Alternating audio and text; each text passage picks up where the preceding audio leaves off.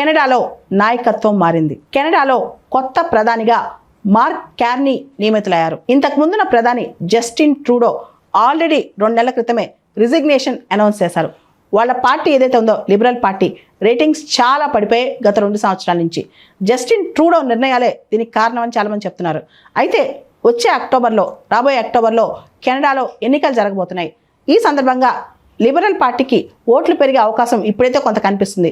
దానికి ప్రధానమైన కారణం డొనాల్డ్ ట్రంప్ అధికారం చేపట్టిన తర్వాత కెనడా అమెరికాలో 51st స్టేట్ అని చెప్పి అలా చేస్తామని చెప్పి కెనడా పైన విపరీతమైన టారిఫ్లు కూడా మొదలెట్టారు. దీంతో కెనడా ప్రజల్లో కాస్త కసి పెరిగింది. ఇక్కడ ఫస్ట్ స్పీచ్లో ప్రైమ్ మినిస్టర్ డిజిగ్నేట్ అయిన తర్వాత మార్క్ కార్నీ తన తొలి ప్రసంగంలో ఒక మాట అన్నారు. ఒకవేళ యుద్ధానికి దిగితే, ఒకవేళ ఫైటే వస్తే మేము ఖచ్చితంగా విన్ అవుతాం. అమెరికా వేసే టారిఫ్స్కి మేము భయపడం, డొనాల్డ్ ట్రంప్కి మేము భయపడం అని చెప్పి మార్క్ కార్నీ చెప్పుకుంటూ వచ్చారు. డొనాల్డ్ ట్రంప్ కెనడియన్ వ్యాపారాల మీద, వర్కర్స్ మీద, కెనడియన్ కుటుంబాల మీద, మొత్తం మీద కెనడా మీద అన్జస్టిఫైడ్ టారిఫ్స్ వేస్తున్నారని, దీన్ని కెనడా సహించదని చెప్పి కూడా మార్క్ కార్నీ చెప్పుకొచ్చారు.